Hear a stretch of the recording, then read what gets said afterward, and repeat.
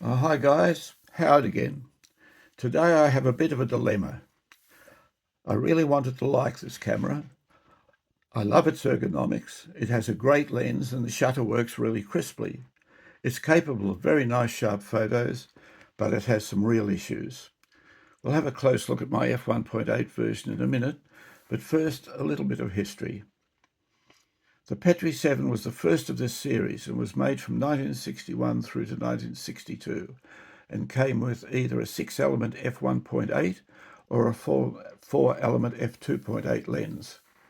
In 1963, the 7 was updated with a number of significant changes, and the new model became the 7S. The 7S ran for about 10 years, but was eventually replaced with the 7S2, which ran a further few. The only real change being the cold shoe became a hot shoe. Early Petri cameras that I have reviewed had an excellent rangefinder system called the Ergonomics system, which seemed to survive the years extremely well. Unfortunately, the Ergonomics rangefinder on both my 7S cameras are so faint as to be completely useless. I can only suspect that they dropped the quality of the components in the rangefinder. The lenses only have the Petri name on them, but in line with other Petri cameras are probably Auricore lenses and are marked as amber coated. The shutter is made by Citizen, covering B and 1/2 to 1/500th. The aperture ring has no stops and should go from f1.8 to f16. Mine, however, despite having the f1.8 lens, only goes from f2.8 to f16. I don't know if this was a manufacturing fault or if someone has been fiddling with it. Looking at it, I suspect it's quite easy to simply swap the f2.8 lens components over for the 1.8 set. It makes sense, of course, from a manufacturing point of view. Luckily, I don't use f1.8 very often, especially when the rangefinder is useless. The cocking action has a pronounced thunk at the end of the throw, but since both my 7S cameras do it, I guess that's standard. Okay, anyhow, let's have a good look at my Petri 7S. Now, I know that I say this a lot, but I'll just get rid of this. With these circle eye type of systems, you really need to keep the lens covered to protect the selenium cell. I must admit, both my cells work and are accurate, so I don't know if that's good luck or good management, but nevertheless, the meters are fine on both of them. Yeah, so starting from the front, we've got the f1.8 lens, talks about it down here, and as you can see up in the top there, or you may be able to see, it says amber C for amber coated in blue. Around the lens, we've got the circle eye selenium cell. Now, a word of warning here, you really need lens hoods with these cameras because you can get a situation if the sun's on the side, it'll shine on the silver ring, bounce in through the glass or plastic protector there and change the settings. So unless the sun's right behind you, you're better off with a lens hood on these cameras. It does make quite a difference to the reading. Okay.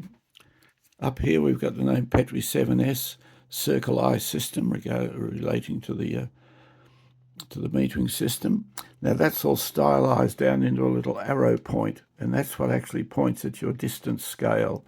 It's not in the middle like usual, it's opposite that little arrow there. And also from the front you can see the focus tab, which has got a very short throw between infinity and about 3 feet, I think it is. Okay.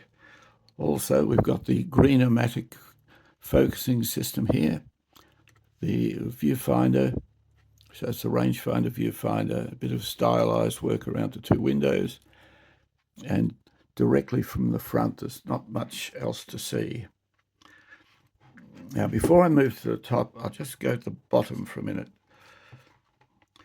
The ISO is changed with this little tab there on that black ring, and that's so you move that with your fingernail to change the ISO in the little window up the top. or ASA as it used to be called. And that's obviously critical to your metering system. The system has to know what speed film you're using. Also down the bottom here, there's a little self-timer, which actually works pretty well on this. So I would be actually prepared to use the self-timer on this. Normally I wouldn't because they tend to jam things up, but the self-timer on this works perfectly.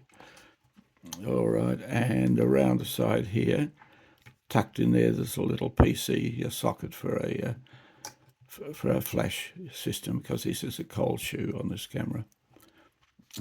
Okay, all right, let's get around to the top.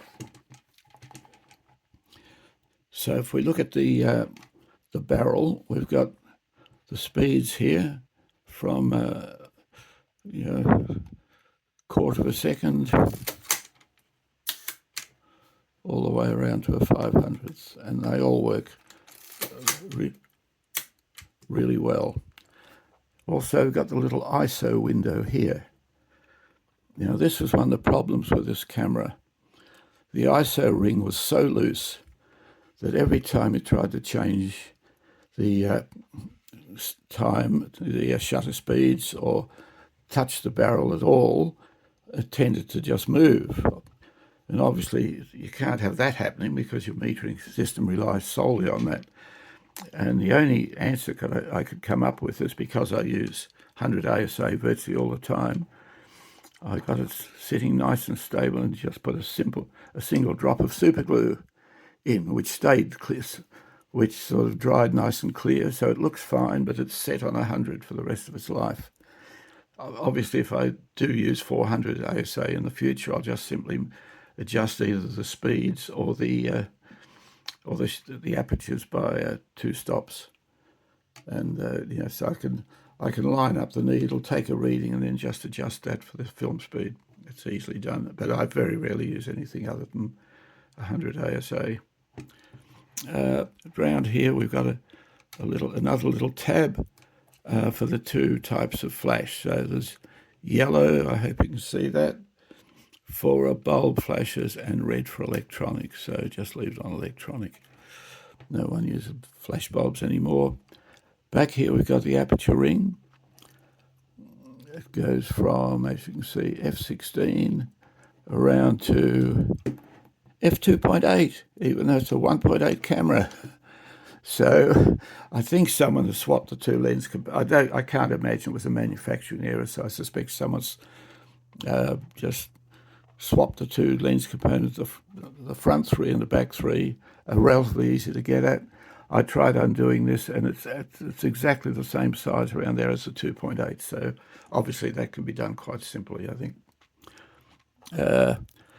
Back here we've got, as I say, there's the pointers of the distances, and as you can see, it's in meters and feet, and it's all the way around there. There's no depth of field scale to speak of. On the top we've got a standard rewind knob, cold shoe. Now, this is one of the really good things about the ergonomics on this, is the little needle. Now, a lot of them you had to sort of read off, where in tiny print, what was 11 is for 5.6 or 8 or whatever. This you don't. You set the speed you want because it's shutter speed oriented. I mean, you can do it using as a aperture priority, but it's a lot messier, and you end up you can't get between stops effectively because the shutter speeds have to be right on their speed. So if you normally say use 1/25, all you got to do is then, and there's not enough light in here to do it, but you just simply rotate the aperture ring, which has no click stops or anything, and you just simply line the needle up dead in the middle of this. Doesn't move far. If you want to overexpose a little bit, you can just have it just a fraction this side, or underexpose a little bit, just a fraction that side. But normally you'd have it dead in the center. We've got a film counter here which resets automatically. It's a bit faint and a bit hard to read, but you can do it. And a nice big shutter button with a standard thread for a shutter release cable. Okay, so that's all that's there. Now on the back we've got the actual shutter advance. It works well. I've heard some people do have issues with them stopping working, but both these are working fine at the moment. You can hear the thunk at the end. We've got the viewfinder here with a gold bright line frame. It's not automatic parallax corrected. You can see the needle in here as well as here, so there's a central spot in here to line the needle up with. But forget about the rangefinder. I can catch a glimpse of it every now and then, depending on the lighting conditions, but certainly not enough to actually do anything with. I mean, you know, I put a film through this the other day. I thought I was pretty good at estimating distances. Obviously, I'm not as good as I thought I was, but when I did nail a distance, the negatives which I scanned into my computer were very sharp. So if you can find one with a working rangefinder, and I think quite a few of them have the issue that I've got, then they are a capable camera. The ergonomics are very nice, as I say. The fact that you can simply set the speed and turn the aperture dial to center the needle, but make sure you have a lens hood on it. That's all I'd say. Okay, internally there's a tab up the top edge there. Back springs open, and it's all very standard through here. You push that up to put the film in, pop it down, drag it across, feed it into the slot. It winds that way, so just make sure, wind it forward a bit, make sure it's on the sprockets and taking up all right, and then just shut the back, wind it on to make sure the rewind button's turning with it. Take up any slack first and just make sure it's turning as you do it, and that's about it. So a nice camera in a lot of ways. It's a bit more cheaply made than the earlier Petris. They had a much more solid feel to them. This ASA thing, I don't know if that's a common problem, but certainly on mine it was just so loose, I just had to glue it into place. And the other criticism is the fact that it becomes a zone focus camera because the rangefinder is absolutely useless. If you can find one with a really good clear rangefinder in it, and the ring, for instance, my 2.8 one, the ring is quite tight on that for the ISO, so that's one thing it's got over this. And the 2.8, I put some film through that, and that was nice and sharp as well. So they're a nice little camera to use. They're a bit lighter than some of their contemporaries, but still relatively solidly built. On the bottom, of course, you've just got a standard 1/4 inch tripod mount and the rewind button. So that's about it. The Petri 7S, potentially an excellent camera, but as I say, mine's got a couple of issues, and obviously I can't guess distances as well as I thought I could, so my film was a partial success. I was using mainly around 5.6 deliberately, so because I thought I could nail the distances, but never mind. Okay, so they're not too expensive to buy. They're cheaper than a lot of the other cameras. As I say, if you could find a really nice one with a good rangefinder, the ISO ring nice and tight, and the 1.8 lens, it would be a good buy as long as it wasn't too dear. Okay, well look, I hope you've enjoyed the video.